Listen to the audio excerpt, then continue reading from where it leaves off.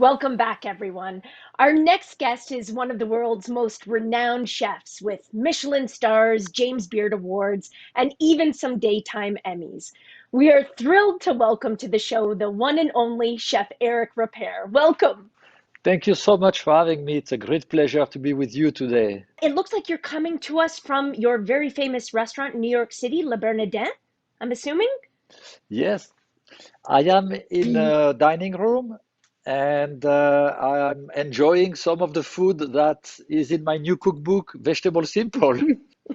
Perfect. We're going to talk about those recipes. But first, we got to talk about you were just recently able to reopen the restaurant. And I'm sure that came with a lot of challenges and a lot of stress. But I want to talk about the joy. What was sort of the greatest joy in being able to get the restaurant up and running again? Yes, so the restaurant has been dormant for quite some times because New York City was in lockdown and so on. And it was very sad to come to the space and not have any life, not see our employees, not have anyone in the kitchen, not have any interaction with the clients. And yes, it was indeed challenging to reopen from scratch, basically, but to see everybody back so motivated, so passionate, and to see and feel the love from our clients, it's Yeah. something that is very unique.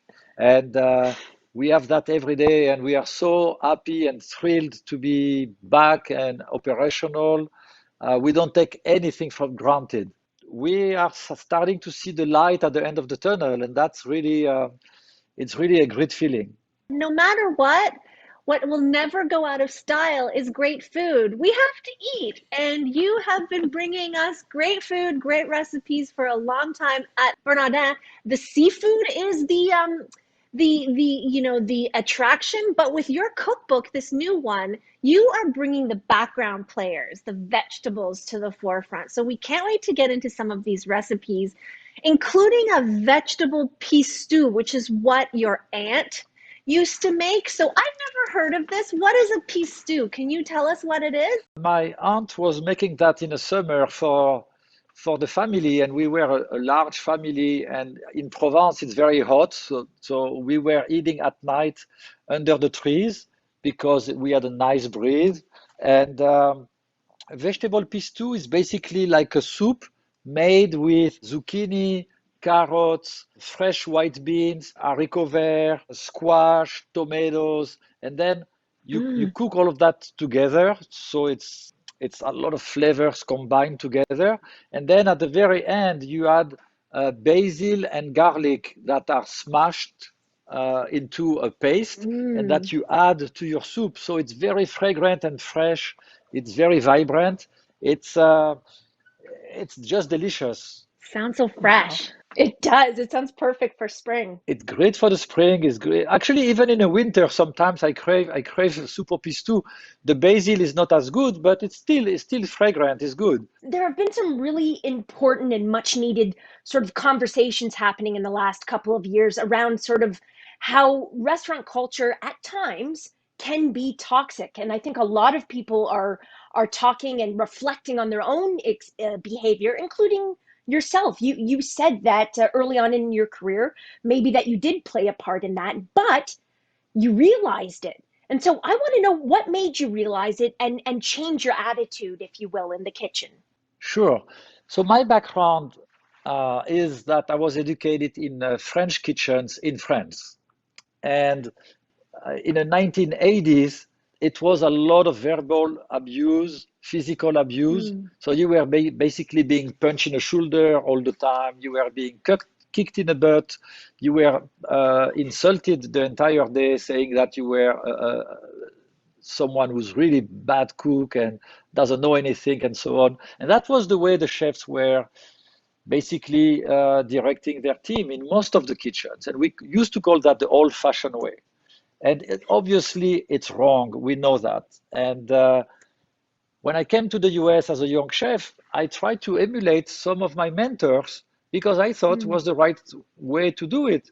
What I Mm. discovered is that the good elements in the team were leaving. They didn't want to work Mm. with me. The rest of the team was miserable. some of the cooks were shaking and they were afraid of being in that kitchen Yeah. and therefore couldn't perform at their best because, again, they had that fear. And I myself, I was miserable because you cannot mix two feelings. You cannot mix the feeling of being happy and the feeling of being angry. One day I said, "What's wrong with me and what's wrong in my life?" And I had this kind of moment, and I said, "Duh, of course I know what it is. I have to stop my behavior. I have to be kind to the cooks. I have to be kind to the waiters and the people around me that are uh, helping me to create the experience that I envision."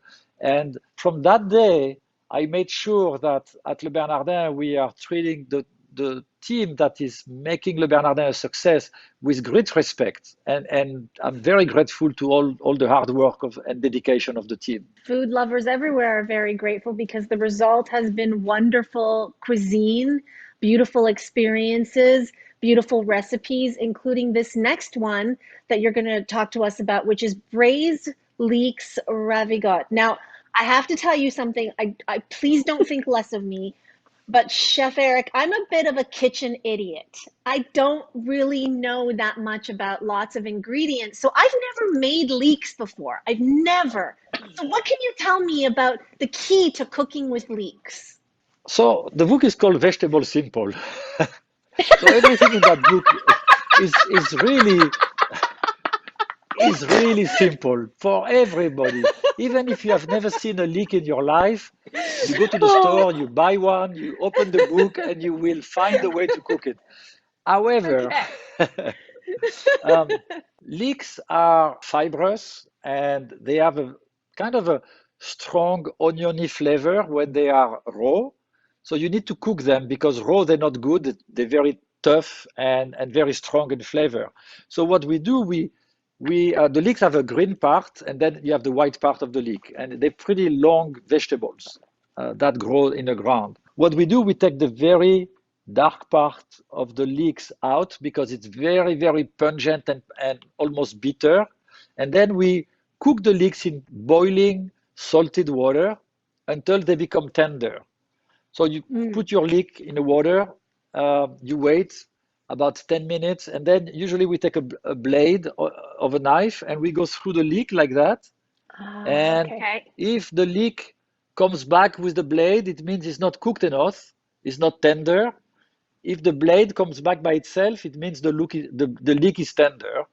So then we remove them from the water, drain them, we let them cool off, and then they are ready to be consumed. What does it mean when you say ravigot? Like, is that Yeah. the dressing or is it the way it's served? What does that mean? It is the dressing. So this sauce here that we have made, it's basically a vinaigrette.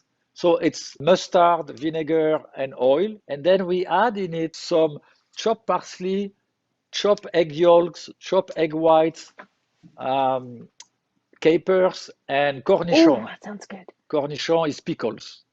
Oh, It's a very traditional French rustic dish, but it's really, really good. And right now is the season because the leeks are coming in the spring. Chef Eric, not everyone might know that you and Anthony Bourdain were really, really close friends. You were on episodes of his television shows, you traveled the world together.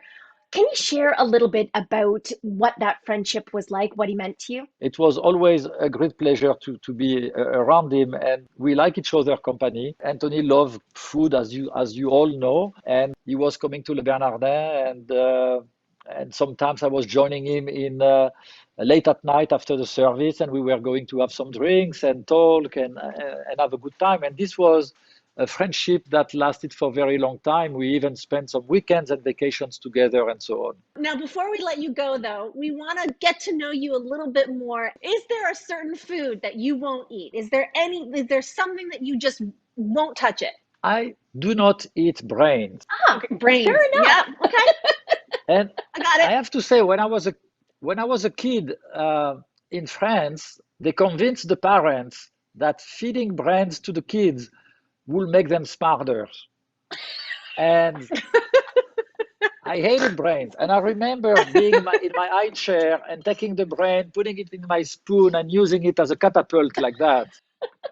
What is the most underrated vegetable? A lot of very unready vegetables that are really not appreciated the way they could be. Uh, but sometimes they become very trendy overnight. Like kales 10 years ago were like in a doghouse, and suddenly kales were so trendy. Everybody was eating kales. And then suddenly we discover again cauliflower. Uh-huh. And now cauliflower are popular, and Yeah. maybe the next trend could be Jerusalem artichokes. I don't know, or sunchokes. What an honor it's been for us to spend time with you, Chef Eric. Your passion, your soulfulness, it has been such a treat. Thank you so much for joining us. Thank you so much. It was a great pleasure for me too. All of these recipes and tips will be available on our social media channels after the show. And Chef Eric Ripert's cookbook, Vegetable Simple, is available now. Go check it out. We'll be right back.